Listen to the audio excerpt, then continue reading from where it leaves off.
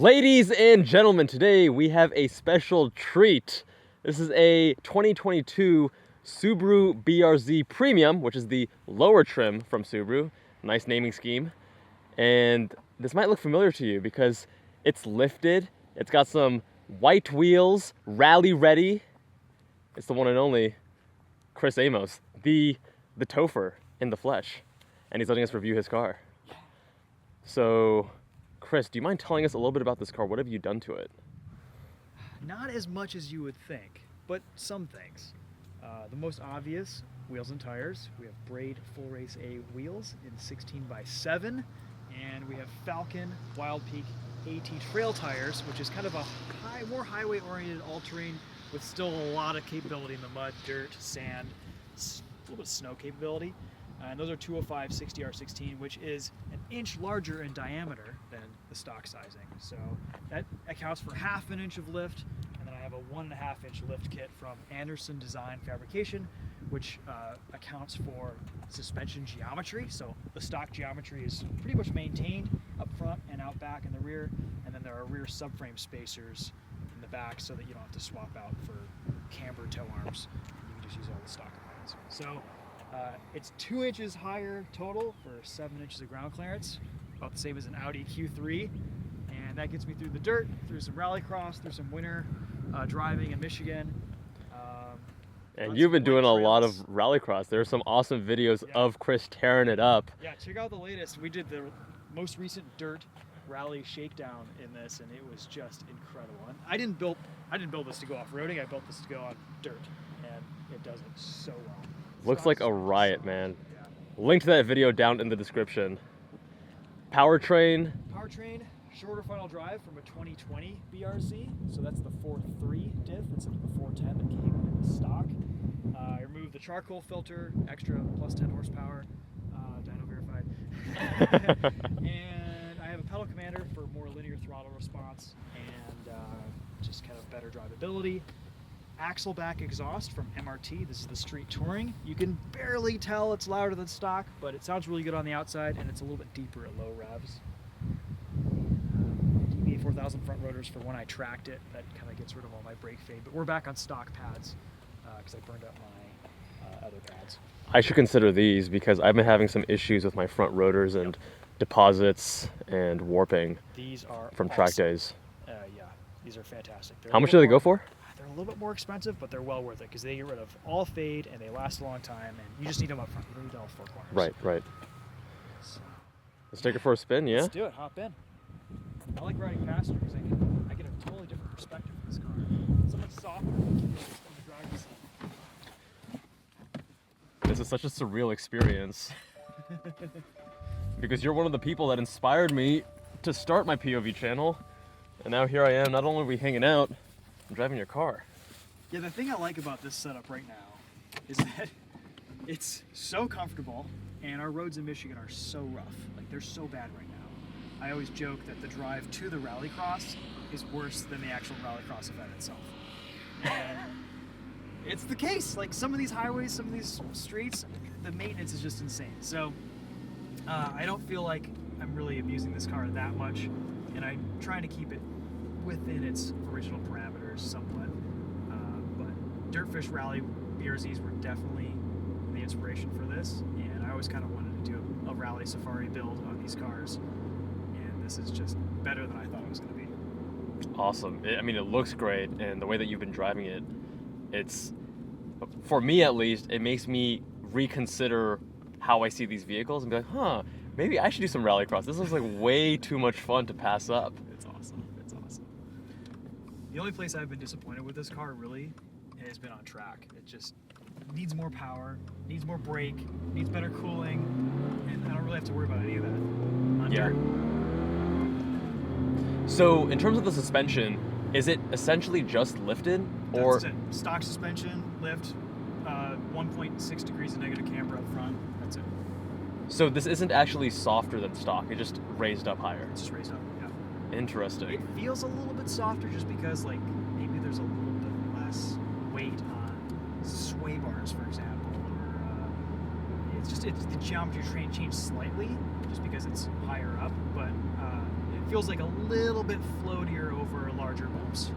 Okay. That's it. That's the only difference. Well, it's definitely the Subaru BRZ stock for stock is also a little bit softer than the GR86. Definitely. So getting, I've been driving my GR86, getting to this, and that one's on stock suspension. Getting to this, I'm like, this definitely feels softer. And I'm not sure how much of that is due to just the BRZ being softer, and how much of that is due to the lift kit, as you said, making it feel a little bit floatier. The handling is very, very close to stock.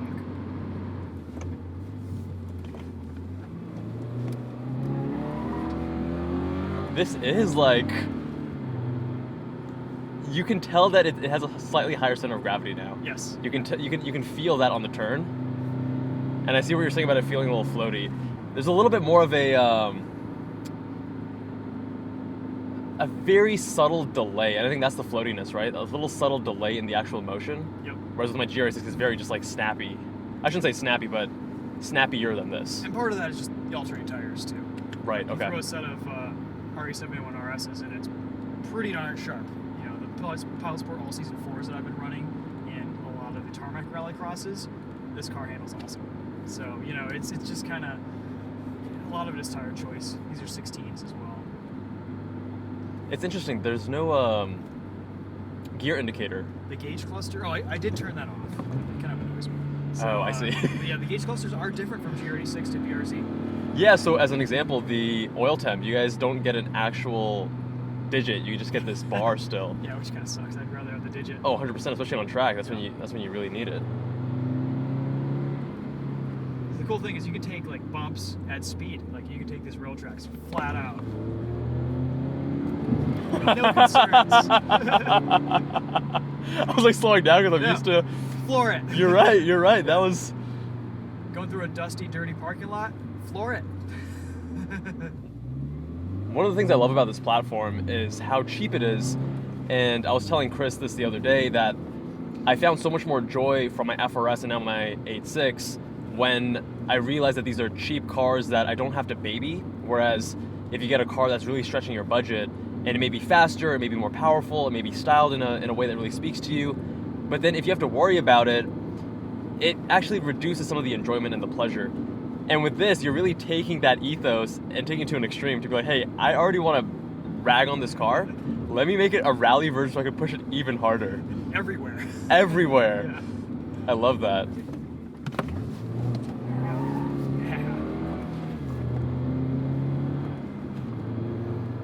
This is still super playful. Yeah. This is fantastic. These tires are great because they have more grip than a winter does in wet and dry and not in snow, but they're not as unpredictable. So they'll still give you traction when you want them, but they won't catch you out. They won't surprise you. And when you want to slide it around on demand, you can. And you can drive this on, in the warmer months as well without issue. Absolutely, yeah. Driving around. I'm going to try to drive in the winter, see how it does. We haven't had a lot of snow lately, so it might get through it. If not, I'll just keep my winter tires and swap them back on. I don't even have to worry about potholes and such. No. It's like so ingrained, but I can just run over them You now. just run over everything.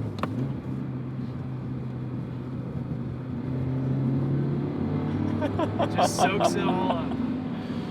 This is great, man. Yeah. That's one of the beautiful things about these platforms is that many people can use them as a blank canvas. So you can start off with a fantastic chassis, a fantastic platform, and then move it more in the direction of rally, move it more in the direction of track toy, like for me, right? That's the beauty of it.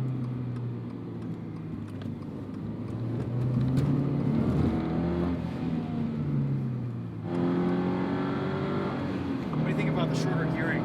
You're shifting a little bit more.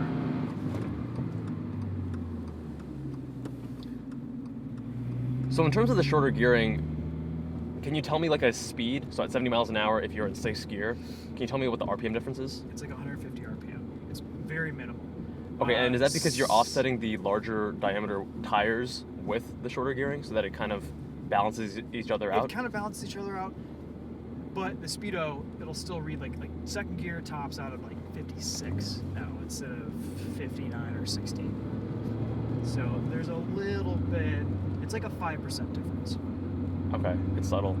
It's subtle, but it, I think, makes the car a little more playful, more fun to drive. There's some roads you can play around in here. So you were saying that the difference is 59 to 60, or are you saying 55 to 60? Like 56 to 56. 60, yeah. So Okay. like 3 or 4 miles an hour. Okay.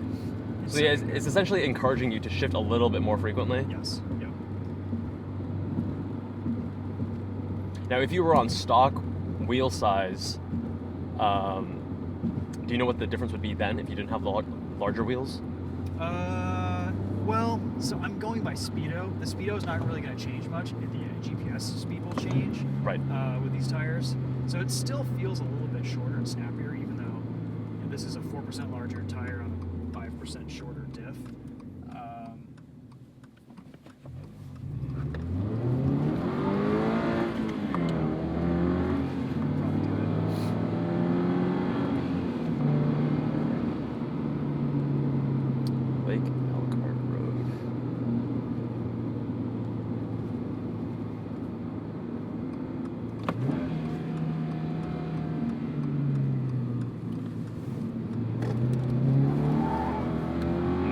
Nice.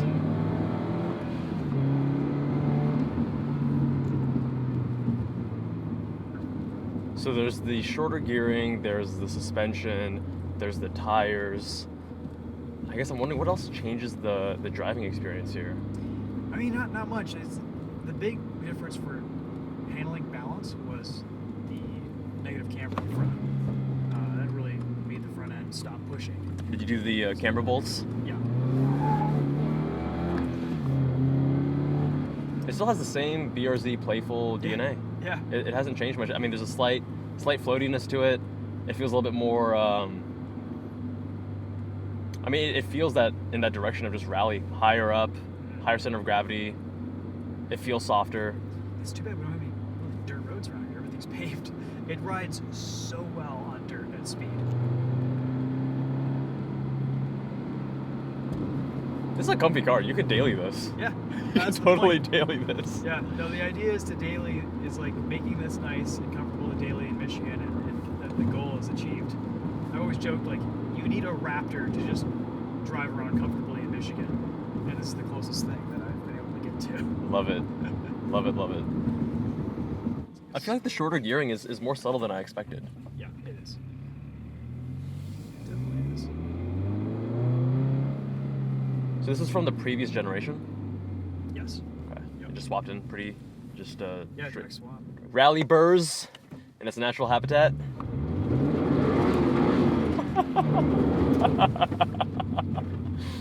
That's what it's all about. Oh yes. I wish we had a proper road to really play with it, but that'll do for now. Yeah. Gotta come out to Michigan sometime. We've got this like rally course test space, and we can rip around on that a little bit. I'd love that. I'd love that.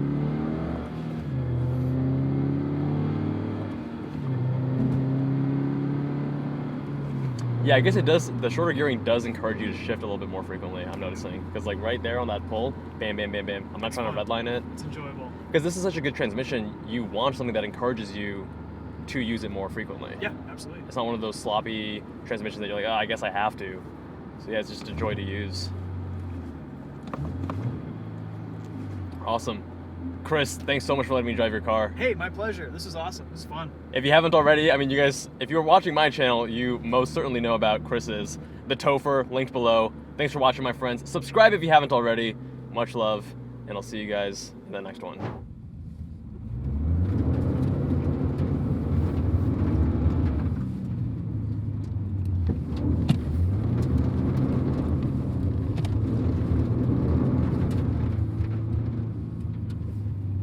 That's some driving right there.